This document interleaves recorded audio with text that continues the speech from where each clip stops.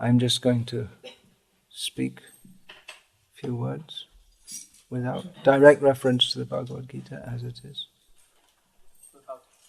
Yeah, without chanting. So we only have half an hour. 4 hours.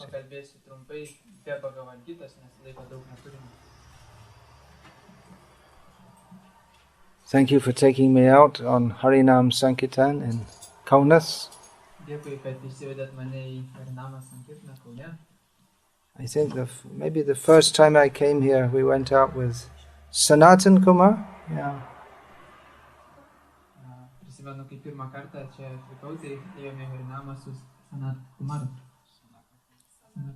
You should all know his name, actually. He's practically the father of preaching Krishna consciousness in Lithuania.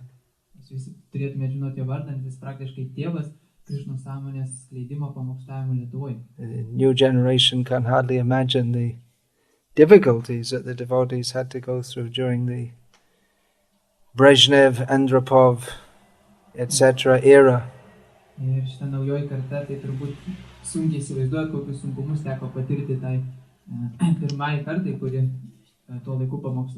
Yeah, well, I mentioned the name of some Mahajans. You could also mention them.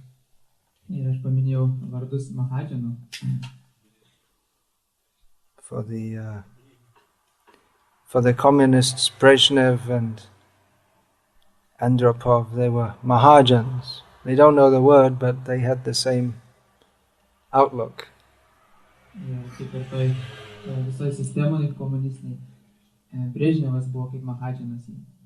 He doesn't even know the name. He never heard of Andropov. You know. So anyway, that's when in those days Harinam Sankirtan started here, and it was very dangerous to do it at that time.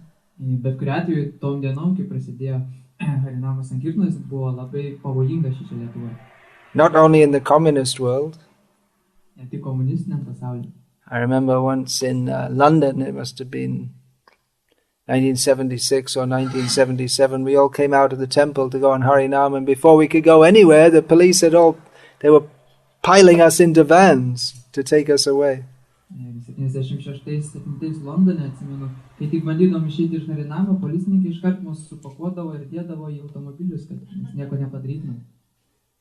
Anyway, by the grace of Bhagavan Gaura Hari, times have changed.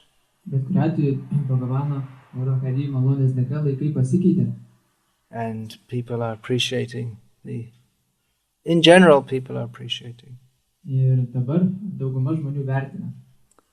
By the grace of Srila Prabhupada, who is the great representative of Bhagavan Gaura Hari, I've had the opportunity recently to engage in Harinam Sankirtan in many places.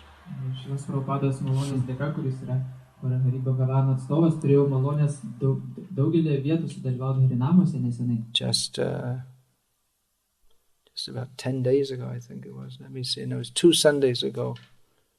2 weeks ago. 2 weeks ago, I was in Jamnagar in Gujarat, which is it's a city in Gujarat, which is a state in India. We had Rath Yatra there.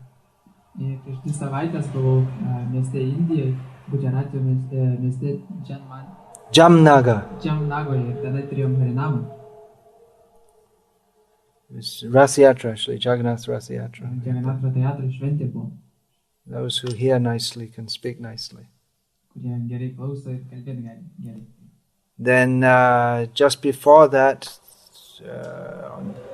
on the Wednesday before that, that was the actual official day of Rath Yatra we had in Vadodara, which is a major city in Gujarat. And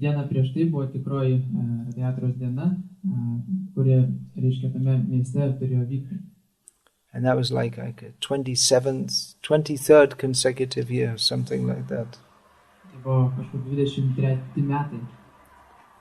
And maybe about 200,000 people come out to see Jagannath.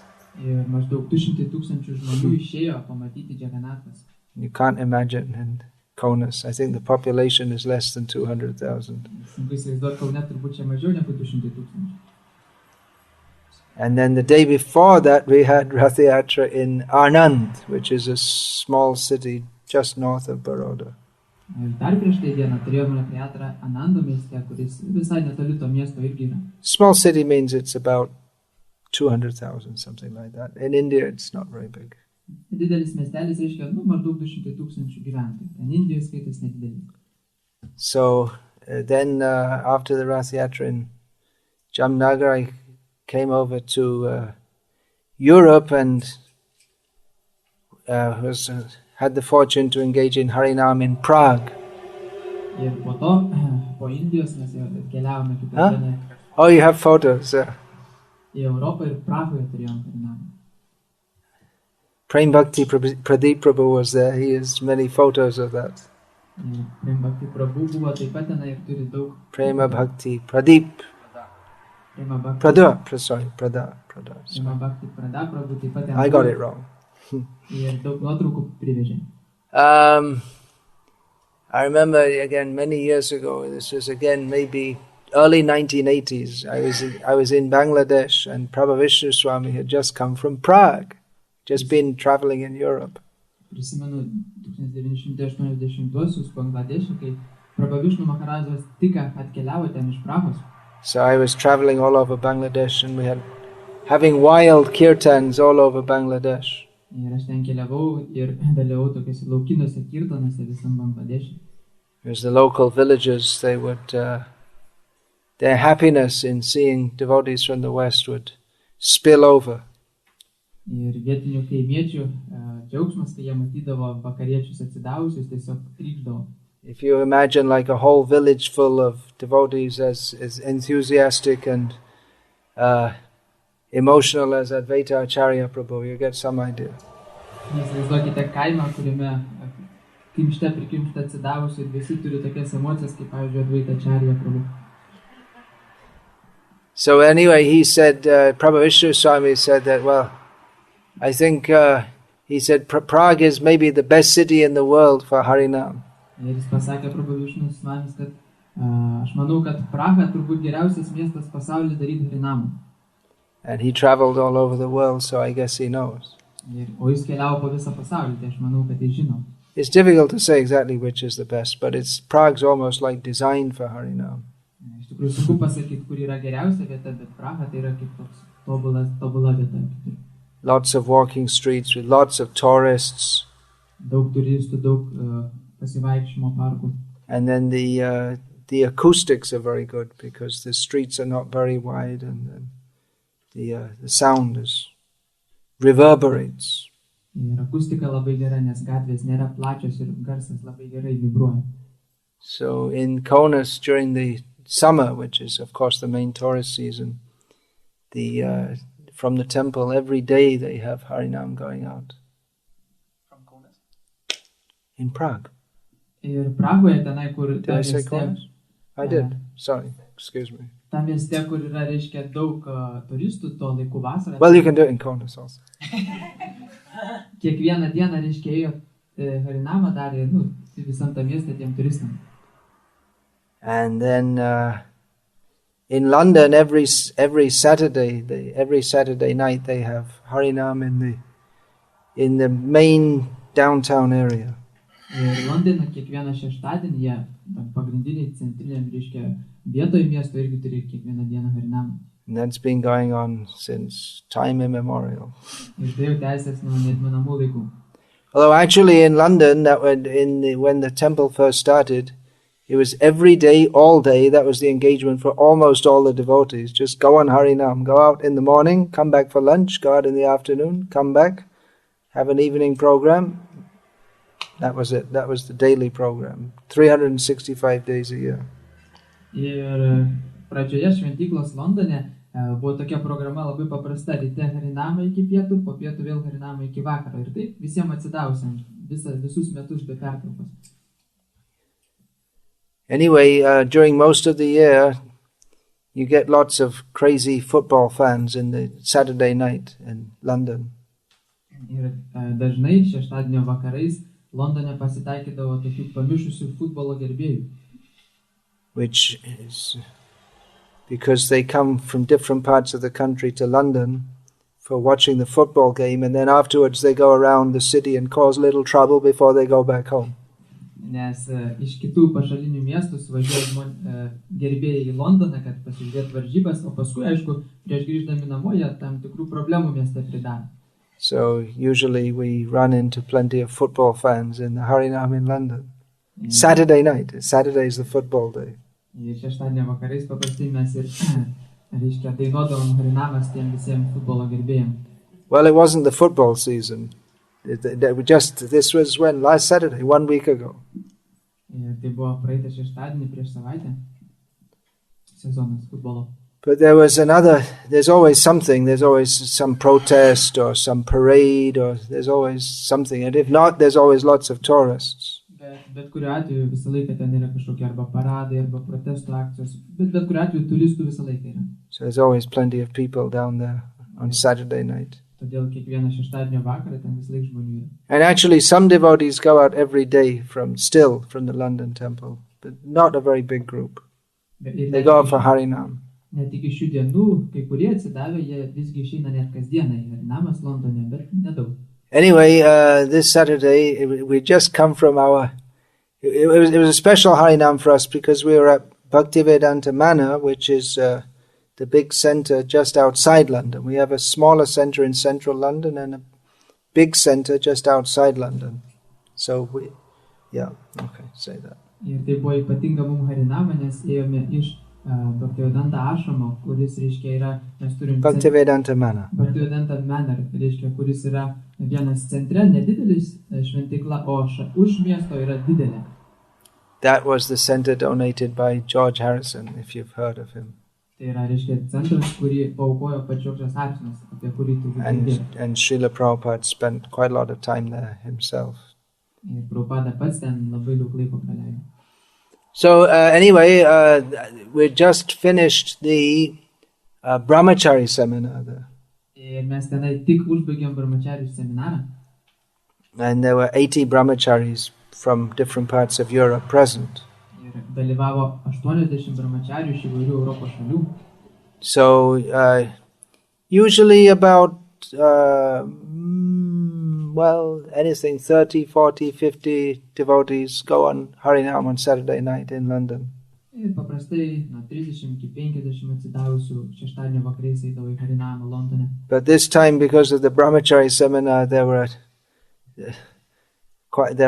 6 sannyasis scheduled to take place and 80 extra brahmacharis. Bet dėl šito seminaro brahmacharių, tai prisijungė dar 6 sannyasis ir 80 brahmacharių. So the brahmacharis and I think 2 of the sannyasis, was it? Myself and Janananda Maharaj. Did any other?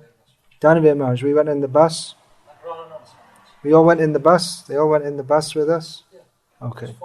So the famous London double-decker bus. We had a bus from the special bus chartered from the Manor to central London. You know these double-decker bus? They're famous. Ir mes tos gerai žinomus dviaukščius autobusus, reiškia, turėjom ir su jais keliavom. So there was no football crowds there.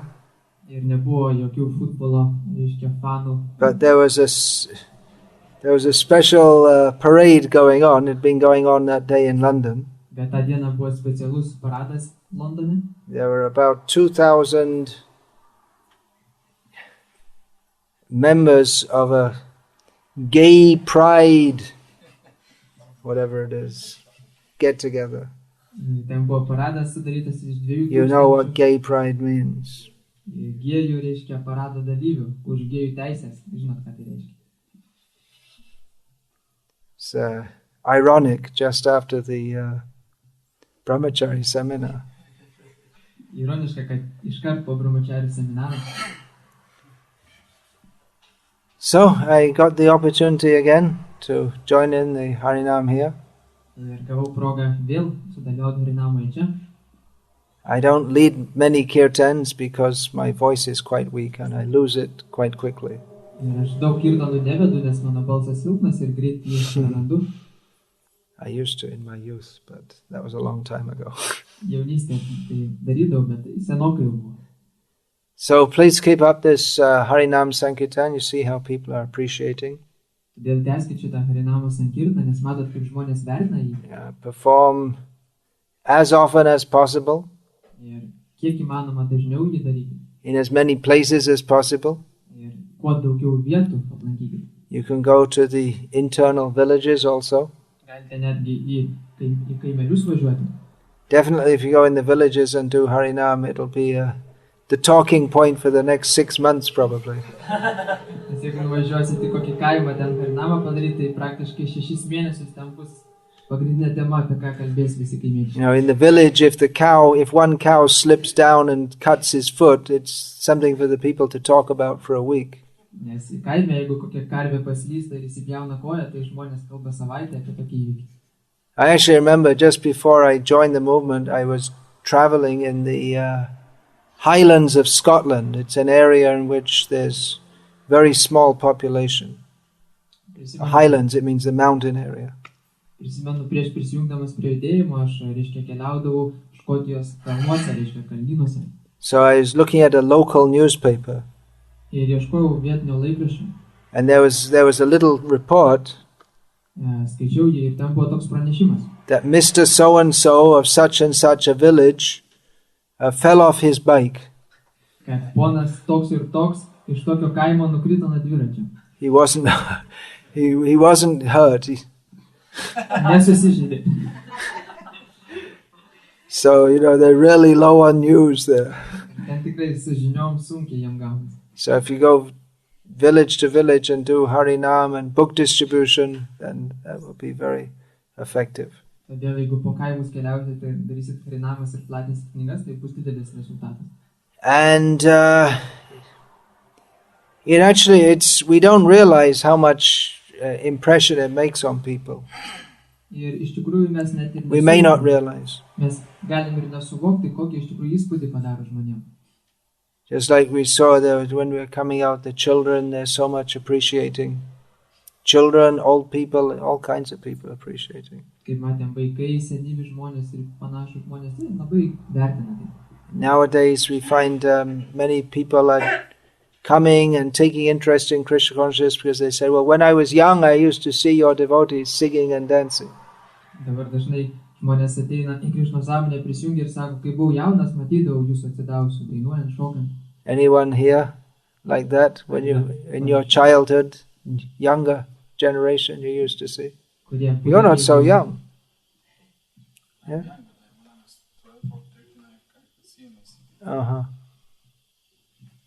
Ir ar yra dar tokių, kurie jaunystėje mato šokant atsidavusius ir dabar prisijungia? I know myself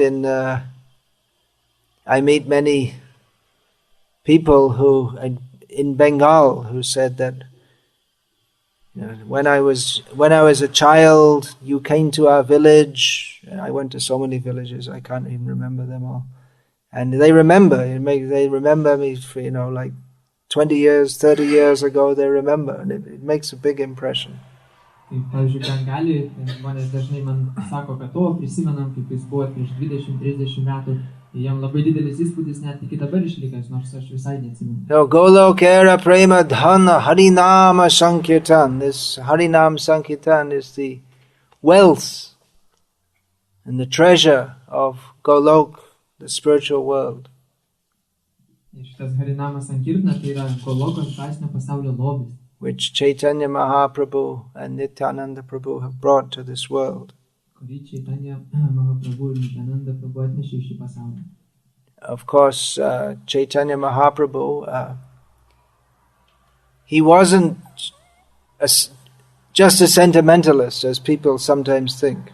Žinoma, Chaitanya Mahaprabhu nebuvo kažkoks tik tai sentimentalistas, kaip žmonės dažnai galvoja. He, apart from singing and dancing, he also instructed his followers in the philosophy of Krishna consciousness. Jis ne tik šoko ir dainavo, bet taip pat ir savo pasiekėjus mokė filosofijos Krishnos sąmonės. I've got that book, Chaitanya Mahaprabhu book. I brought that. You can go and get some. I got it upstairs. You can. Oops, that's my watch. You can go and get that. And there's a few CDs. They're in one bag. You can bring it up. Somewhere. Maybe it's on the table. They're all in one plastic bag. So people should know also that what is the philosophy of Krishna consciousness. Todėl žmonės taip pat turi žinoti, kokia yra Krišnos sąmonės filosofija. People feel very happy to see our devotees because our devotees are happy. Ir žmonės džiaugiasi matydami mūsų atsidavusius, nes jie laimingi.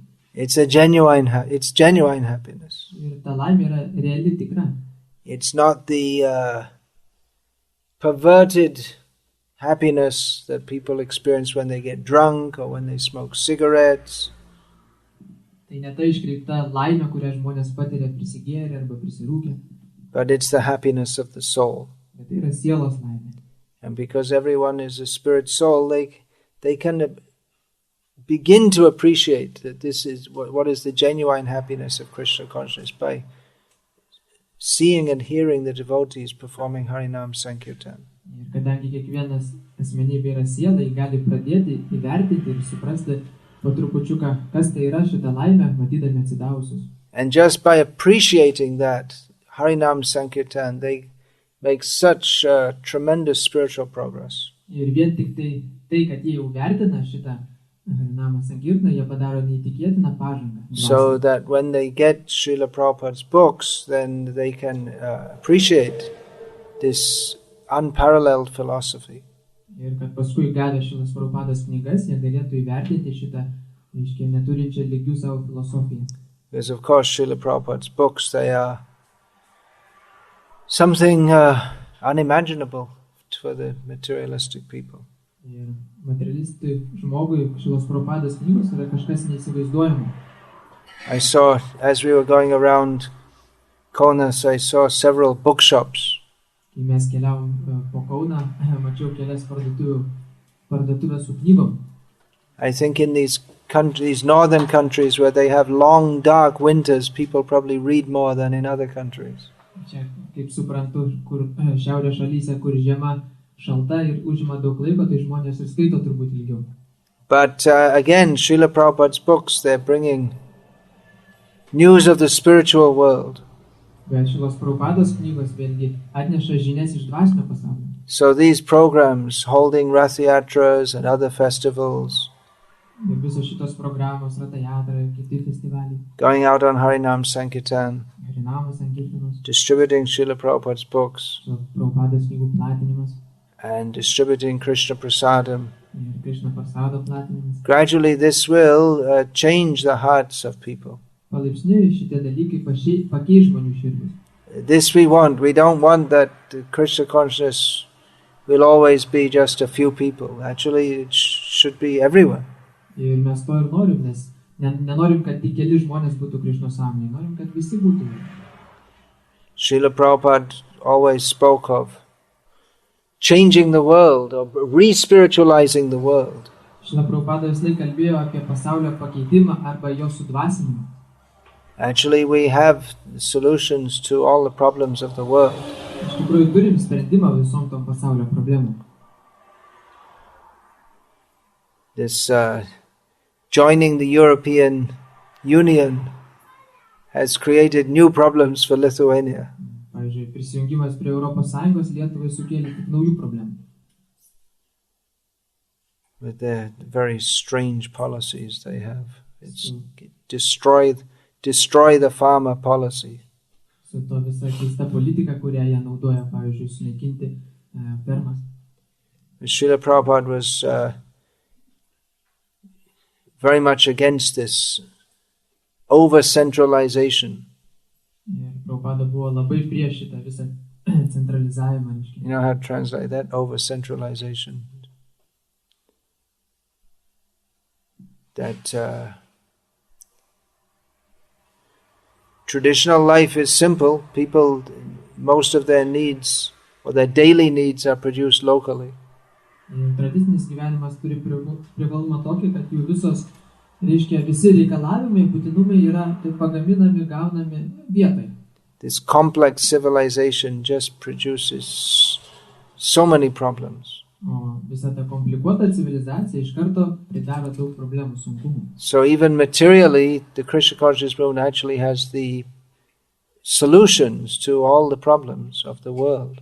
Ir net materialia prasme Krišnos sąmonės judėjimas siūlo arba turi būdus, kaip išspręsti tas problemas pasaulyje. So we should push on this Krishna conscious movement and spread it more and more. Todėl turime nuolatos dėti pastangas, kad šitas judėjimas plėstųsi labiau ir labiau. Of course, we may say, well, there are so many problems within our movement. Bet mes galim pasakyti, bet yra juk tiek problemų pačių mūsų judėjime. And in that regard, I have a question which someone sent me, which I'd like to read out now, and then I'll answer it. Šią temą aš turiu klausimą, kurį man atsiuntė, aš perskaitysiu ir paskui atsakysiu. The question is as follows. Klausimas toks. Some devotees put forward an argument Kai kurie atsidavusiai teigia, that if the institution, this referring to ISKCON, becomes blasphemous, kad jeigu institucija Kaunas reiškia apkalbinėjama, or shall I just read it out and then give it to you and that'll be easy for you because long sentences. Some devotees put forward an argument that if the institution becomes blasphemous or offensive to its founder by deviating from proper siddhanta and also starts to practice things that are unauthorized by the acharyas, one who wants to follow properly should leave such an institution, and that we should not stay within its ranks as he will have to also be responsible for the offenses. Yeah, that's one sentence. What should we think about it, and what should we do as per your desire? Yeah. Klausimas verčiasi taip. Kai kurie atsidavusiai teigia, kad jeigu kažkas institucijoje tampa kritiškas arba daro įžeidimus, reiškia jos įkūrėjų, nesekdamas tinkamą siddhantą ir taip pat pradeda praktikuoti tokius dalykus, kurie visiškai nėra autorizuoti, acharyjų pripažinti, tai toks žmogus, reiškia, nori sekti, toks žmogus nori palikti, reiškia, tokią instituciją, kad nereikėtų jam likti tokioje vietoje, kurioje vyksta tokie dalykai, kad jis nebūtų už juos atsakingas, už tokius visus įžeidimus ir panašiai. Ką mes turėtumėm galvoti apie tai ir ką turėtumėm daryti ir koks yra jūsų noras?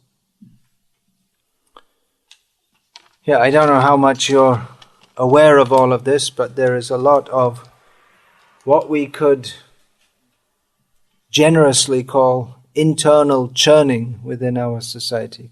Is that okay? Can you translate that? Ir nežinau, ar jūs apie tai žinot kažką ar ne, bet yra toks dalykas, kaip, reiškia, vidinis toks, reiškia, sukimasis arba, reiškia, trintis mūsų judėjimo viduje. And there are various Mayic influences, we could say. Ir yra daug tokių, galėtumėm sakyti, majiškų paveikimų mūsų judėjimo. At the Brahmachari seminar, I spoke about this a little bit, and no one said, well, it's not true. Everyone knew it's true. Ir Brahmachari seminare aš apie tai kalbėjau ir niekas nepasakė, kad tai neteisybė. Visi žinojo, kad tai tiesa. There's the influences of mundane academics, pavyzdžiui, tokių pasaulietinių akademikų įtaka, feminizmo įtaka. Just like even at the GBC level, they've instituted calling women Prabhu. Net ir GBC lygyje ten padarė tokį dalyką, kad vadint moteris Prabhu. But then one of the GBCs came out open and said, this is nonsense. Bet vienas iš GBC narių paėmė ir pasakė, kad tai nesąmonė. So, this is just to give some idea, there's all kinds of different ideas. Ir tai duoda suprasti, kad yra įvairių nesutampančių minčių. Personally, I joined this movement because I found that Prabhupada's ideas were perfect. Ir dėl ko aš prisijungiau prie šito judėjimo, nes aš pamačiau, supratau, kad Prabhupados idėjos mintis tobulos. And I didn't change my opinion. They're still perfect. Ir nepakeičiau savo nuomonės, jos taip ir liko tobulos. Although, I mean, it's it's a big topic, but there are some people who think that Prabhupada was materially influenced. Or that what he did was okay then, but it's not okay now, and we should change everything, etc., etc., etc. Arba kad tada, ką jis darė, tai buvo gerai, bet dabar laikai pasikeitė, reikėtų pakeisti biškit ir panašiai. Anyway, it's a big discussion, and I won't get into all the details now. Otherwise, we could be here for another yuga, probably. In the meantime, everything will have changed again. Didelė tema, ir čia mes taip ilgai ir nenagrinėsim, nes užimtų mums jugą ir per tą laiką viskas vėl pasikeis. Should we leave the institution? This disciple is asking my opinion. What is my desire about this? Mokinys klausė mano nuomonės, koks mano noras, ar reikėtų palikti instituciją tokiem dalykam vykstant. Well, I think that's fairly obvious that I haven't left it, so it's fairly clear what my idea is. Ir manau, kad akivaizdu, kokis mano atsakymas būtų, nes aš pats nepalikau jos. And I think we don't really want anyone to leave, but if anyone leaves, better those leave who don't want to follow Prabhupada. Nenorime, kad nieks išeitų, paliktų, bet jau tie, kurie palieka, tai norime, kad tai būtų tie, kurie neseka Prabhupada. Of course, everyone will say they're following Prabhupada. Aišku, kiekvienas sakys, kad jis seka Prabhupada. Just like Prabhupada pointed out about the Christians, that they say they're following Christ, but they don't. Prabhupada vieną kartą pasakė apie krikščionis, kurie sako, neva sekantis Kristumi, bet realiai neseka jo. Anyway, one of Srila Prabhupada's actually most, you could say one of his closest disciples, it was Giriraj Maharaj, closest in as much as he had a lot of personal association with Prabhupada. Vienas iš Prabhupados artimiausių mokinių, tai Giriraj Maharaj Svamis, kuris daug bendravimo turėjo su Prabhupada. He actually took sannyas after Prabhupada left, but as a brahmachari, Prabhupada placed a lot of trust in him. Tuo metu jis dar buvo brahmacharis, jis priėmė sannyasą tik po Prabhupados išėjimo. So he used to ask Prabhupada a lot of what we could say acute questions. Ir jis klausė Prabhupados tokių aštrių klausimų daug. So very thoughtful questions, you could say. So he related that once he asked Prabhupada that Prabhupada, there are so many problems arise within our society.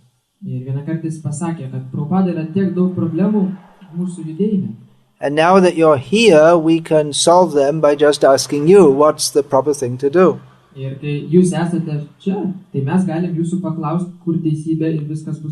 But what should we do after you pass away? Now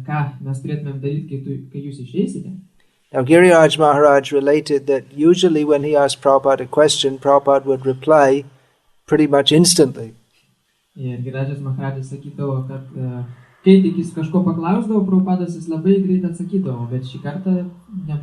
But in this case, Prabhupada thought for some time.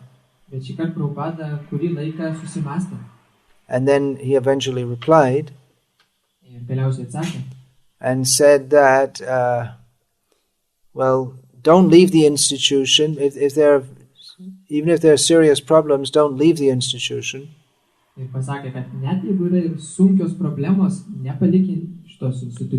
But try to work within it to improve the situation.